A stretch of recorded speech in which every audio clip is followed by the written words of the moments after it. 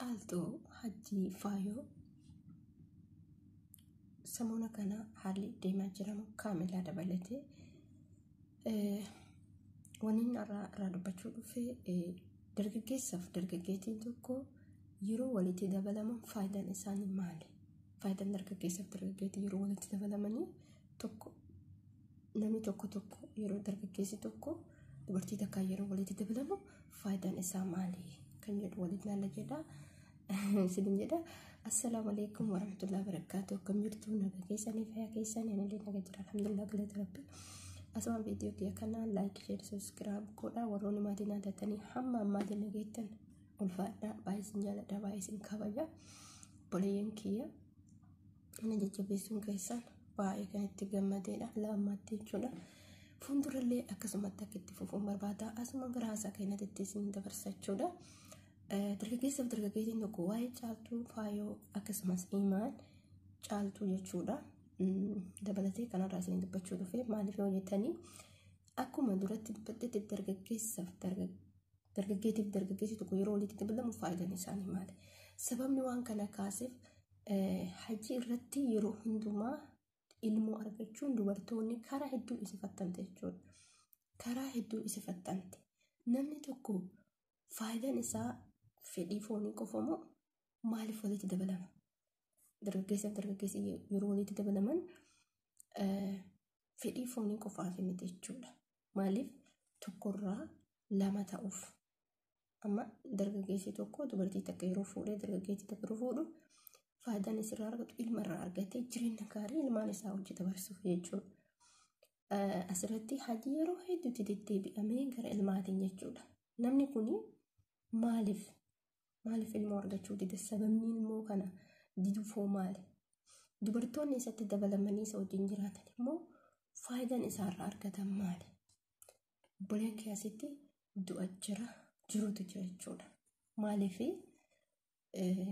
namni wanni bultii ijaarratuuf ilma argatee yoo ka dura jiru rabbitu beeka jechuudha. Ilmoon sun isaarraa haftu qabu hojii tokko inni dalagnuu nuti takkarraa lama nuti haa taatu wanni nuuf bor ilmaan keenyatti nu haa darbituufi malee ta'ar amma arganne nyaannee ittiin ufachuu wallaale.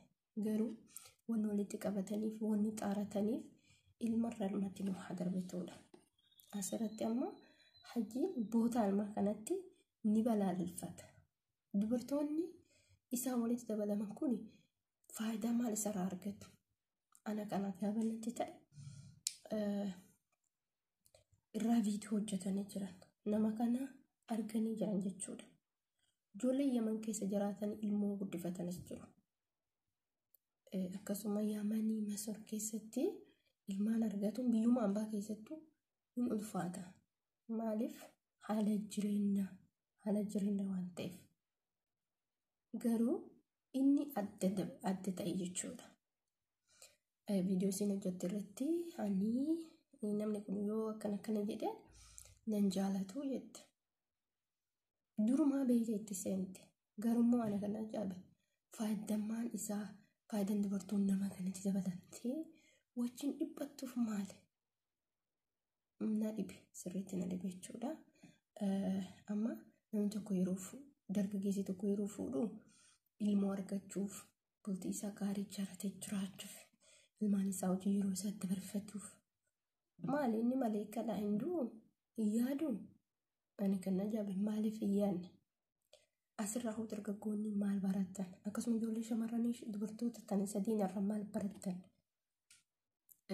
Caaltuu irratti waan hojjete argaa turre imaan akkasii faayoon akkasii jechuudha. Mee isin waan irraa baratan maali? Nama kana abaaruu qofa otoo hin taane gorsuunis bareeda.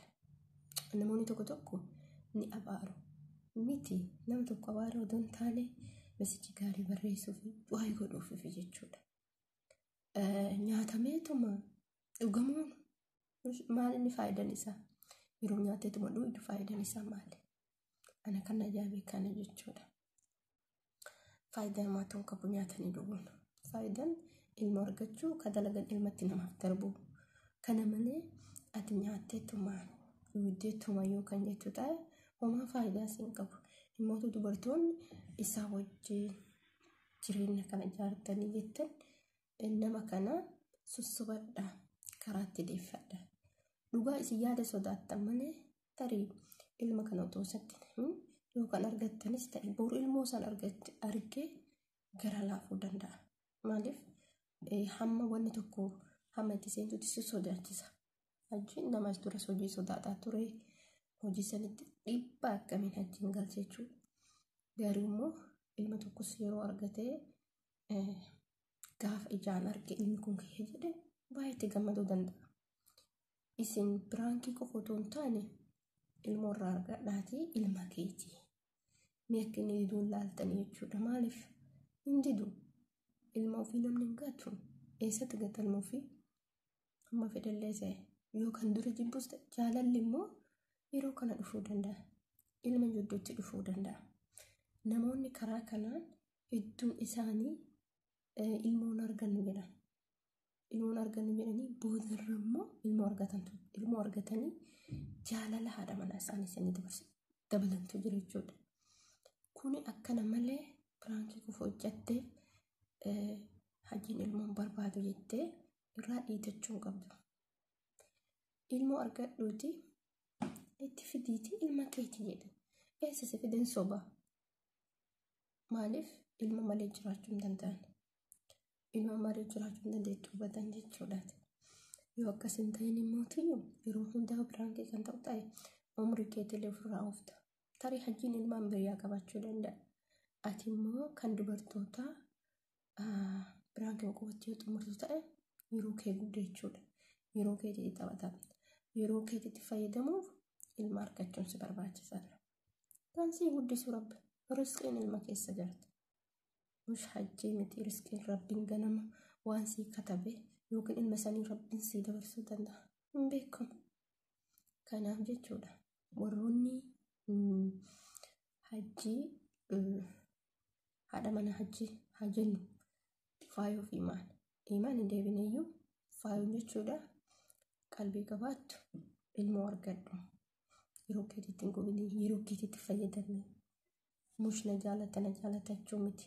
Dhiirri yeroo ilma dhufte si jaalatti. Dhiirri kamuu yeroo namni kamuu yeroo dura kan jibbu ta'e yeroo ilma sana argee ilma sana jecha si jaalate jaalalli keetiif keessallee dabaluu danda'a. Akkanumatti immoo yeroo keessan gubtanii yookiin kophaan teenne gaaf kophaa ta'etti barbareeda. Rakkoon tokko hin jiru kophaa kee dalagatta kophaa jirti siin jedha. Gaafis namatti dabalamtee nama wajjin jiraattu yoo ilmoo tokko hin qabaatiin mush faayidaa keenya. Faayidaan kee fedhii foonii qofa otoo hin taane faayidaan kee ilma keeti. Ilma keetii irratti faayidaa guddaatu jira. Bari ijoolleen meeqa kamtu mana hambaa dalagaa mana arbaa dalagaa ilma ofii guddifata. Faayidaan kana jechuudha. Taqabdu fiddee isatti tarkaabdee yookaan nyatu taate bu'aan keessa hin jiru. Faayidaa tokko hin qabu jechuudhaati. Jaarraan amatarraan galiin kee bakka biraatti ba'a. Ati uffata bituu hin dhiiftu. Ati wajjin mana baasuu hin dhiiftu. Kuni bu'aa siin qabu. Ilmoo argattee gaafa ilma keessanitti baasii baaftee faayidaa guddaa siif qaba. Isin jechuu barbaada obboleeyyan kiyya. Yaada kana wanni kaasee fi yeroo hunda maaliif biraankii irratti dalaganii kan biraan mootuyyuu hajji yeroo hunda maaliif dubartoota yeroo ilmoo argannanii balaaleffata. Faayidaan isaatii fi dubartoonni isa dabalamtu faayidaan isaanii maali? Fedhii foonii qofa yoo kan barbaadan ta'e kun sirrii miti. Maaliif namoota jireenya gaarii barbaadantu jira. Namoota dubartii dalagatu argatanii wajjin jireenya gaarii jiraatan meeqa kamtu jira. Inni yeroo hundumaa ilmaan barbaadu. Namni yeroo walitti dabalamu ilmoo walirraa argatuufi malee nyaatee dhugee fedhii foonii geeffatee ba'uufi miti. Kun immoo namoonni akkanaa immoo yeroo si barbaada malee jireenya keetiif akkas hin barbaanne kun waan ifa jirudha. Maaliif jireenya si barbaada yeroo si wajjin jiraata malee inni yeroo si wajjin jiraata malee boruu si barbaadu ta'a. Tarii kan birallee so'achuu danda'an beekamu waan hajji jechuudha. Ani viidiyoo kee asumarratti dhaabaa viidiyoo kee mootii laayikii fi sabiskiraayib gochuun dagatina koomentii immoo barreessaa. Isin jechuu barbaada warroonni qeeqa qabaattan warroonni gorsa barbaadan na gorsu mirga keessanii nagaan tura. Assalaamu alaikum warahmatullahi wabarakatuh. Ummata jaalalaa.